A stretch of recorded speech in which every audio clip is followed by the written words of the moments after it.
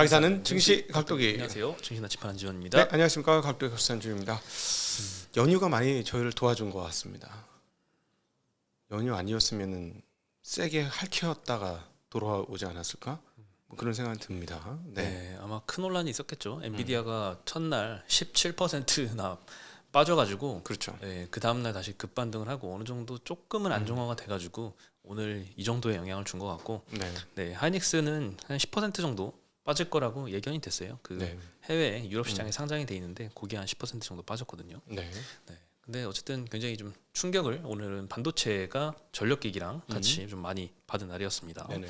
연휴 기간에 그래도 마음의 준비는 어느 정도 다 돼 있었죠. 예. 네, 오늘 코스피는 0.77% 하락했고요. 코스닥은 보합 위였습니다. 예. 사실 반도체가 많이 빠진 것 대비해서는 코스피는 그렇게 많이 안 빠졌어요. 네. 네, 오늘은 개인 투자자가 거의 한 코스피에서 1조 샀고요. 외국인이 1조 2천억 순매도를 했습니다.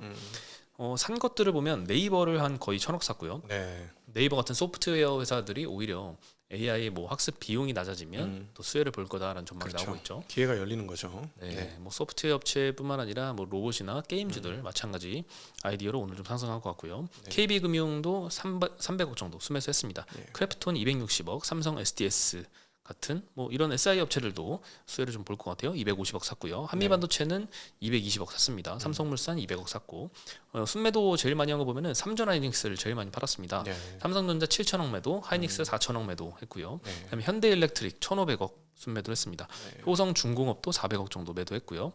하나오션 640억 매도, 두산에너빌리티 470억 매도했습니다. 오늘 원전도 다 같이 좀 네. 하락을 했습니다. 업종별로는 사실 의외예요. 보험 섹터가 제일 많이 상승을 했습니다. 예, 오늘 아침부터 아주 강한 흐름이었는데 끝까지 좋았죠. 네. 네, 삼성화재가 오늘 12%나 급등을 했는데 오늘 밸류업 계획을 공시를 했습니다. 네. 네, 계속 이 주주 환원율을 뭐 50% 목표로 한다라고 이야기는 해왔는데 조금 더 구체적으로 자사주를 소각하겠다라고 했어요. 그래서 네. 현재 16% 정도 있는데 5% 미만으로 축소하겠다. 그래서 연도별로 나눠서 계속 소각을 이어갈 것 같습니다. 네네. 네, 주주 환원율은 현재 한 38%로 추정이 되는데 이거 50%까지 점진적으로 확대할 것 같습니다. 아, 원래도 배당이 많았던 기업이에요.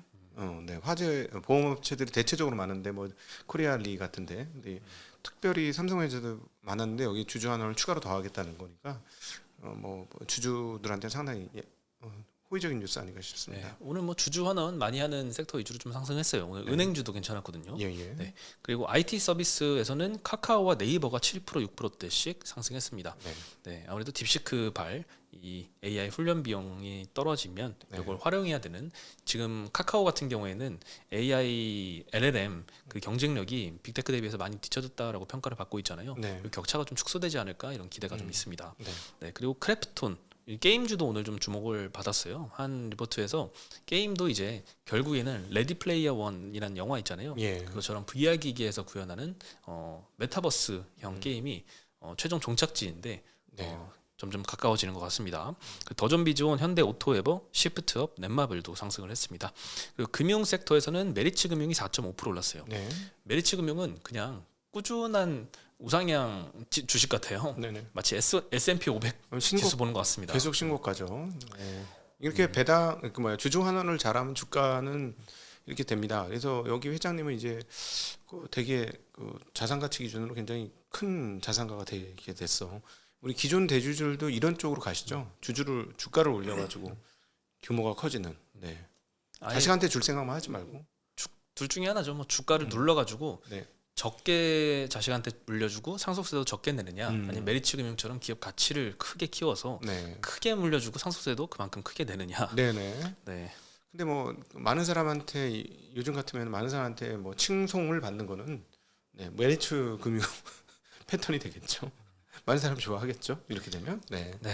오늘 은행주들 전반적으로 상승을 많이 했고요. 제일 많이 떨어진 건 의료정밀 섹터인데 KC텍이 11% 하락하면서 DI도 7.5% 빠졌네요. 네, 반도체 쪽이 많이 약세가 보였습니다.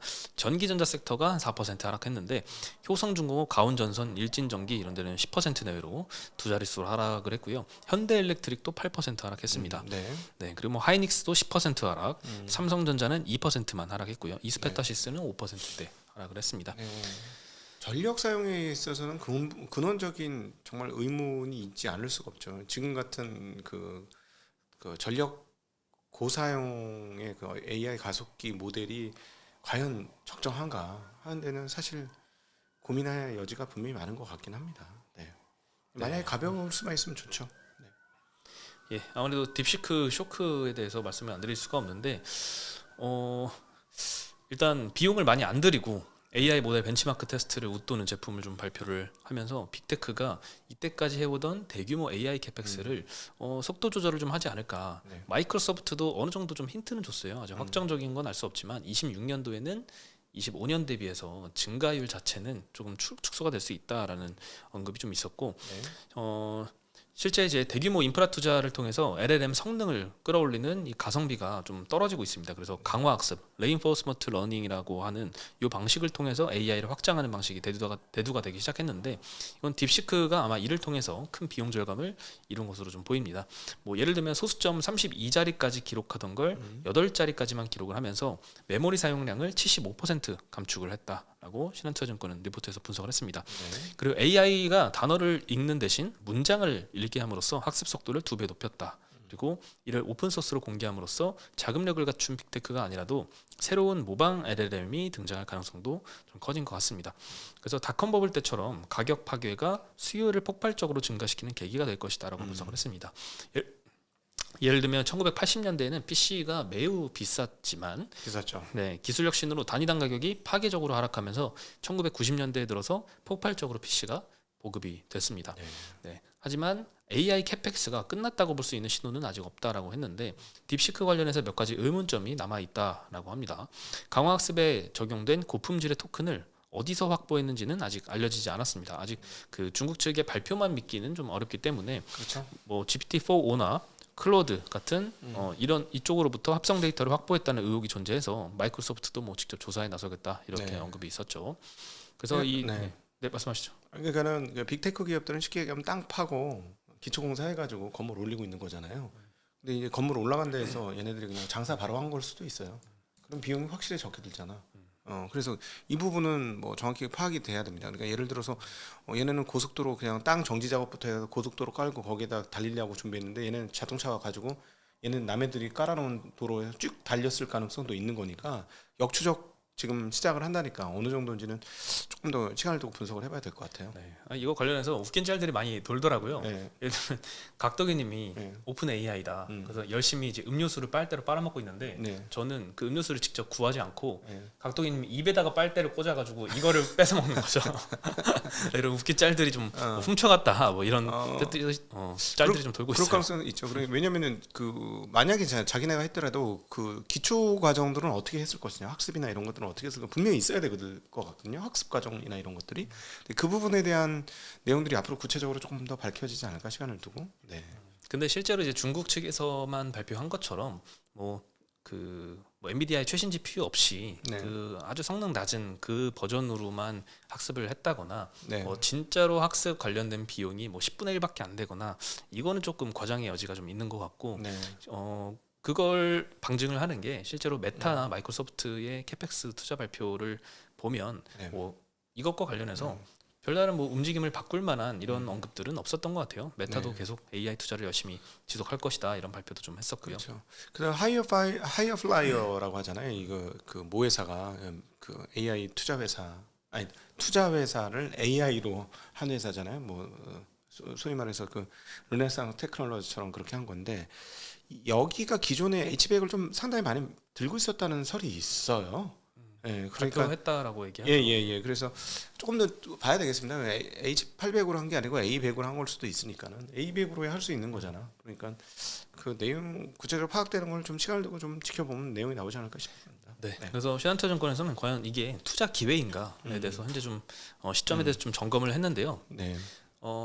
일단 필라델피아 반도체 지수를 보면요. 네. 네, 그 최근에 좀 단기 낙폭이 큽니다. S&P 대비해서 좀 하회하고 있고요. 네. 단기적으로는 이제 엔비디아나 브로드컴이 첫날 떨어질 때 17%나 떨어졌잖아요. 그래서 최고의 주식이라면 좀 허용하지 않는 낙폭 수준이다라고 네. 좀 언급을 했습니다. 네. 네, 그래서 주도주에서 좀 단기 이탈한 거는 좀 사실이다 이런 언급들이 좀 있었고요. 그래서 단기 급락한 건 투자 기회다라고 언급을 했는데 2000년대 이전 자료와 2010년대 이후를 보면은 일단 2000년대 자료는 그 IT 버블이 포함이 되어 있죠. 그래서 2010년 이후만 보면 필라델피아 반도체 지수가 단기 낙폭 큰 게 기회다라고 언급을 하고 있어요. 2010년 이후에는 일간 5% 이상 하락할 경우에는 향후 6개월간 29% 상승을 해서 S&P 500을 7.4% 아웃퍼폼 했다라고 합니다. 다만 이렇게 되려면 실적 개선이라는 전제가 중요한데 실제로 이제 닷컴 버블 때는 좀 다른 행보를 보였던 게 실적 때문이었습니다. 실적이 그때 당시 무너졌기 때문에 일간 5% 이상 하락이 추세 하락의 신호로 작용을 했거든요. 근데 네. 이제는 실적 개선이라는 전제만 든다면 2010년대 이후 자료처럼 일간 5% 이상 하락한 게 향후에 시장을 아웃퍼폼할 수 있는 바탕이 될 것이다 이런 언급들을 했는데 현재 실적 모멘텀을 보면 사실 반도체가 가장 좋습니다. 네, 물론 이거는 미국 기준입니다. 네. 네, 전 업종 중에서 반도체가 제일 왼쪽에서 네, 실적 모멘텀이 가장 최근 3개월간 강한 걸 볼 수 있죠. 네. 그래서 오늘 시장에서는 HBM 관련주들이 상당히 좀 많이 하락을 했습니다. 예. 뭐 하이닉스가 10% 하락을 했고 두산은 14%대 하락을 했습니다. 이오테크닉스, 테크윙 뭐 9%, 8%대 하락을 했고 PSK 홀딩스, DI, 뭐 이스페타시스도 5, 6%씩 네. 다 하락을 했습니다. 선방한 거죠. 많이 빠지긴 했지만 그렇게 보는 게 맞을 것 같습니다. 워낙 뭐 미국에서는 더 많이 빠졌기 때문에 뭐 저기 뭐야 그 브로드콘 같은 경우 정말 어마무시하게 빠져서 네. 그렇죠. 네. 많이 빠졌다가 빠진 것 대비해서 반등을 좀 제대로 못했죠. 그렇죠. 네. 아직까지는 뭐 의구심이 좀 남아 있는 것 같아요 시장에서. 네. 네. 반면에 오늘 소프트웨어 업종 중에 카카오 7% 정도 상승을 했고 카카오페이 4%대, 네이버 6%, 뭐 이스트 소프트 이런 데 11%씩 상승을 했고요. 뭐 상상인증권 리포트 보니까 네이버나 네이버 같은 경우에는 빅테크 대비해서 AI 모델 뭐 성능이 많이 뒤처져 있는데 이렇게 딥시크가 보여준 것처럼 오픈 소스가 강세를 보이면 향후에 이 빅테크와의 간격을 좁힐 기회다 이런 언급도 했습니다. 네네. 네. 그리고 딥시크 밸류 체인으로 알려진 뭐 GRT라는 한국에 상장된 회사가 있어요. 그리고 네. MK전자 여기도 딥시크 밸류 체인으로 추정이 되면서 둘 다 상한가를 기록을 했고요. 뭐 GRT 같은 경우에는 실제로 뭐 낭조 정보에다가 공급 계약을 체결한 이력이 있는데 낭조 정보는 또 딥시크에다가 중국 시장에서 점유율이 절반 이상 차지하기 때문에 딥시크도 아마 낭조 정보로부터 서버를 제공받았을 것이다 이런 네. 시장의 추정이 되면서 상한가를 기록을 했습니다. 핵심적인 것 하나가 얼마나 센티가 얼마나 금이 갔느냐가 핵심인 것 같습니다. 그러니까는 저는 개인적으로 엔비디아의 실적은 계속해서 우상향은 26년도 상반기까지는 진행이 될 걸로 추정이 되어지고요. 왜냐하면 25년도는 확정이니까 예를 들자면 뭐 그렇게 감안해 보면 26년도 상반기까지 가는데 그 이후를 상상하던 상상의 그 영역이 확실히 금이 갔을 거고 그 금이 어느 정도 갔느냐에 따라서 회복을 일부 할 거냐 못 할 거냐 결정이 돼가지고 잘못하면은 이제 최악의 경우는 엔비디아는 실적만 평가받는 회사가 될 수도 있을 것 같아요. 예. 그러면 뭐 한 30배 언더로 떨어질 수도 있다는 얘기지 이익 대비. 그럴 수도 있죠. 예, 그러면 얼마 안 남은 거지. 조금만 더 떨어지면 30배 정도 되니까. 네. 예전에 사실 그런 그 이야기들은 많이 했잖아요. 모든 그 IT 관련해서 이 네. 버블이 오고 새로운 신제품이 나오고 그게 꺼지고 할 때는 항상 초기에는 가수요가 붙어서 네. 항상 이제 제품에 이제 쇼티지가 발생을 하고 네. 그 이후에는 그게 해소가 되는 구간에서 빠른 주가 하락이 나타나는데 엔비디아가 그 구간을 올해는 겪을 것이고 그 다음에는 이제 하드웨어 업종에서 조금 소프트웨어 업종으로 좀 네. 부각되는 섹터가 좀 변경이 되지 않을까 이런 언급들이 좀 있었는데 예, 예. 그게 지금이 아닐까라는 생각도 좀 들어요. 센티는 지금 이번에 이제 조만간에 회복을 못하면은 센티는 확실하게 금에 간 거일 것이다라고 보면 되겠고, 네, 그래도 영업이익률이 너무 좋아서 30배 정도는 줘야 되지 않을까 하는 생각은 들어요. 다른 일반 미국의 제조업체들이나 일반적인 기업에 비해서 마진율이 훨씬 높잖아요. 엔비디아가 미래가 이제 별로 안 좋다고 해도 30배 언저리에서는 계속 거래가 돼야 되지 않을까? 그게 전제가 되려면 이제 지금 엔비디아의 실적을 뒷받침하는 네. 빅테크들의 캐펙스 투자가 계속 상승 기조로 이어가야 되잖아요. 제가 말하는 건 30배면 지금은 40배 내외에서 움직이잖아요. 40배까지 갔다가 이제 조금 지금 떨어진 건데 그거보다는 확실히 멀티플을 낮춘다는 거죠. 그럼에도 불구하고 일반 기업에 비해서 멀티플 한 2배 가까이는 줘야 되는 거 아닌가. 왜냐하면 마진율이 높으니까. 뭐 그런 생각은 조금 듭니다. 그러니까 성장률은 좀 꺾이더라도 그렇다고 무작정 뭐 일반 기업 수준으로 밸류를 떨어뜨려 가지고 생각하기는 좀 어렵지 않을까? 뭐 그런 거지. 막 엔비디아를 그러면 25배 언더에서 살 수 있다? 그럼 좋죠. 그거는 그때 되면 그건 좋은 것 같아요. 25배 이하로 만약에 떨어진다면. 근데 그렇게가 쉽지는 않지 않을까? 네, 뭐 웨더부시의 데나이브스였나요? 네. 네, 그분 같은 경우에는 엄청 세게 얘기하더라고요. 오히려 음. 딥시크의 출현이 엔비디아의 수요를 더 폭증할 수 있는 계기다. 네, 그래서 오히려 더 사라고 이야기를 하기도 하더라고요. 저거는 커지겠죠. 저변은 넓어지겠죠. 그죠? 그러니까 이제는 뭐 이거 되겠네 하면은 이제 그 아예 생각도 안 하던 기업들이 나도 한번 해봐야 되겠어. 그러면 야 우리도 H100 가려고 한번 해봐. 좀 한번 할 수 있으면 그 쟤네 뭐 그거보다 나쁜 걸로 했다는데 그런 식이 되겠죠. 예를 들어서 GB200이나 GB300을 가지고는 못해도 좀 가벼운 모델로 가볍게 한번 해보자 하는 저변이 커지면은 숫자는 늘어날 수 있죠. 근데 이제 저변이 커지려면 전제는 그 GPU 가격이 어느 정도 좀 합리적인 선으로 좀 떨어져 줘야 된다는 게 전제잖아요. 너도 나도 뛰어들려면 AI 개발에. 그러니까 그 H200 같은 경우는 시간이 지나면 굉장히 가격이 떨어지겠죠. 예, 이제 GB가 나오고 GB 200, 300이 나오고 하면 구형 모델이 되니까 구형 모델 가격은 확실하게 떨어지지 않을까 그런 생각을 해봅니다. 네, 참 IT 투자는 쉽지 않은 것 같아요. 변동성이 너무 새로운 이슈들이 항상 너무 너무나 많아요. 아니, 변동성이 아니라 기술 변화가 기술 진보가 너무 빨라. 네, 그렇죠. 정신이 없습니다. 네. 저도 뭐 사실 개인적으로 이 IT 섹터에 대한 투자를 네. 많이 안 하는 주의였거든요. 네네. 작년 들어서 좀 네. 많이 올라오기 시작했는데 확실히 IT 투자는 난이도는 극상의 투자인 것 같아요. 네. 네, 확실히 좀 느낍니다. 네, 빠르죠. 모든 게 빠르고 거기에 선제적인 대응을 하고 하니까 계산이 되게 복잡해지는 거죠. 네, 그리고 오늘 삼성전자의 컨퍼런스 콜이 있었습니다. 네. 실적은 이미 발표를 월 초에 했었고 컨콜에서 뭐 여러 가지 주요 내용들이 좀 많았는데 몇 가지만 말씀을 드리면요. 일단 가장 핵심적인 내용은 1분기에 HBM 매출이 좀 일시적으로 감소할 거다라는 내용이 좀 눈에 들어왔습니다. 네. 일단 4분기 HBM 매출은 당초 전망을 소폭 하회를 했고요. 3분기부터 HBM3E 8단과 12단을 양산 판매 중이다라는 언급도 있었습니다. 그렇죠. 4분기 들어서는 여러 고객사 대상으로 HBM3E 매출을 확대해서 HBM3E 매출이 HBM3 매출을 넘어섰다고 합니다. 요거는 사실 긍정적인 소식인데 네. 아직 한참 뒤늦은 긍정적인 소식인 것 같아요. 네. 네. 네. 2분기부터는 HBM3E의 가시적인 공급 증가를 예상한다라고 했고요. 2분기부터면 1분기는? 이란 궁금증이 들죠. 1분기는 HBM의 일시적인 수요 공백이 발생할 거다. 네, 이유는 고객사 수요가 선단 제품으로 좀 이동을 하기 때문에 1분기에는 일시적으로 수요 공백이 발생해서 HBM 매출이 좀 감소할 것이다라고 좀 놀랄만한 언급을 했어요. 그렇죠. 말도 안 되는 얘기인 거지 사실상.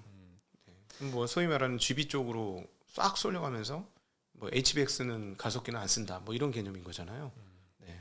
네, 그리고 오늘 상당히 좀 시장의 노이즈도 심했는데 아침부터 이제 블룸버그에서 네. 이 삼성전자의 HBM3E 8단이 엔비디아의 퀄 승인이 됐다 이런 보도가 나왔어요. 네네. 네, 실제로 이제 뭐 중국 시장 전용 AI 칩에 탑재할 예정이고, 네. 뭐 퀄승이 됐다라고 리포트가 나왔는, 보도가 나왔는데, 장 끝날 때쯤에는 또 한국 보도에서 그 보도는 사실이 아니다 이런 내용도 있었어요. 여전히 네네. 8단과 12단 승인된 바가 없다라고 언급을 하면서 시장에 노이즈도 있었는데 이제는 네. 뭐 보도를 잘 안 믿는 것 같아요. 네. 사실상 그 블룸버그의 퀄 통과 소식이 나와도 시장에서 별로 영향이 없었어요. 네네. 1% 정도 내외의 영향만 있었던 것 같은데 어쩌다가 이렇게 됐는지. 중국에서 매출이 어느 정도 될까 좀 궁금하긴 합니다. 이 양가적인 건데 중국에다가 한다는 거는 그만큼 좀 열의적 성능의 제품만 팔겠다 뭐 이런 거니까 본 제품에서는 못 팔고 열의적 성능을 내주는 데만 끼워서 판다 이러면 아무래도 마진이라든가 총 매출이라든가 이런 것들은 제한되겠죠. 네. 아무래도 뭐 선단 제품은 아니니까 8단이 실제 통과가 된 게 맞다고 하더라도 네. 실적에 끼치는 영향은 그리 크지 않을 수 있어서 시장이 기대를 좀 안 하는 부분이었던 것 같기도 하고. 논리적으로 보면 그렇잖아요. 원비를 재설계를 시작했는데 결국 그 말이냐면 무슨 말인즉슨 원비로는 HBM3 8단 못 만들었다는 거잖아.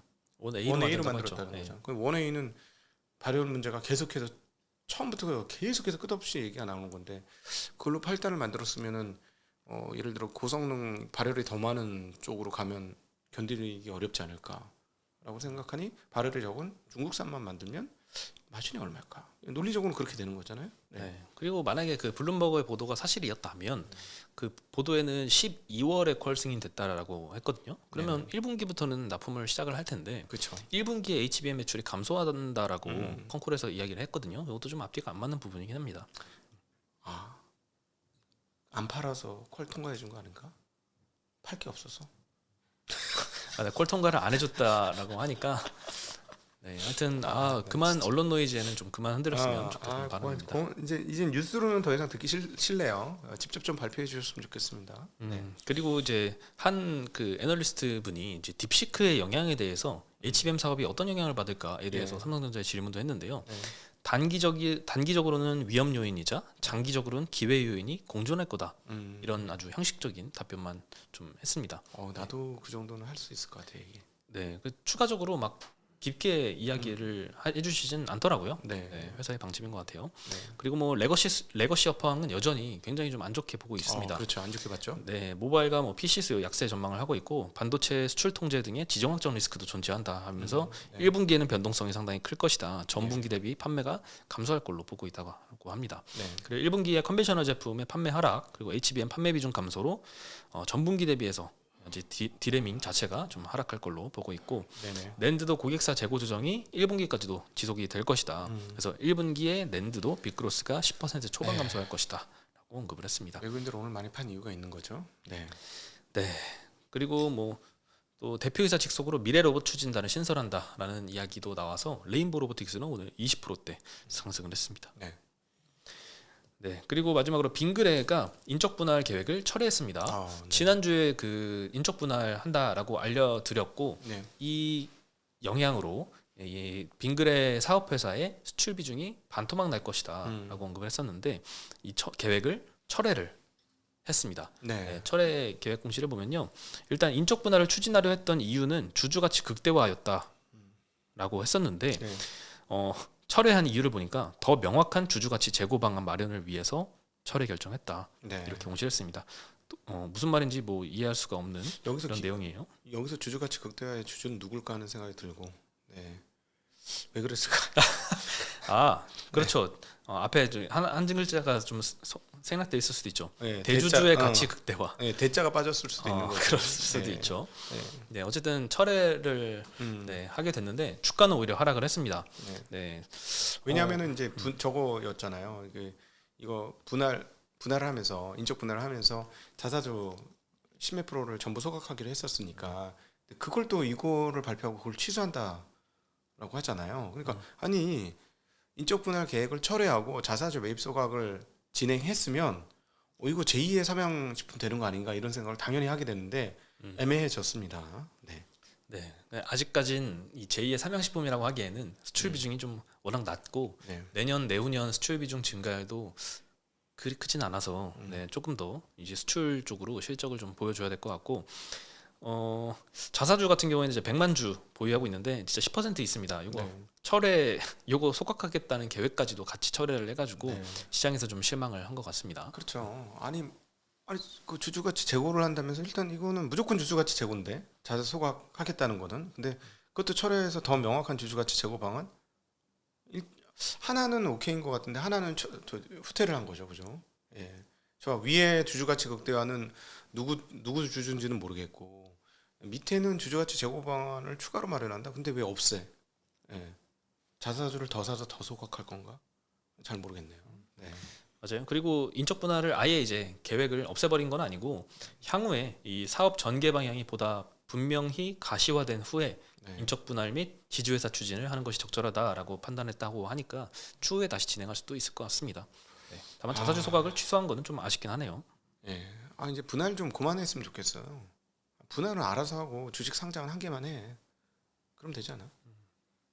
한 개만 상장하는 거야. 분할을 하든 말든. 그렇게 하면 좋을 것 같으네요. 정신이 없어. 어쨌든 이게 이 인적 분할 계획을 공시하기 전으로 그냥 싹 돌아간 거잖아요. 네네. 아무 일도 없었던 것처럼. 근데 주가는 밑으로 한참 빠져 있습니다. 네. 네, 그래서 어떻게 보면 이거 기회로 볼 수도 있겠죠. 그렇죠. 얘도 이제 K컬처의 그 긍정적인 영향을 받고 있는 거잖아요. 메로나. 메로나 맛 그 미국 사람들이 좋아한다고 하더라고요. 난 맛없던데. 좋아해요? 드셔보셨어요?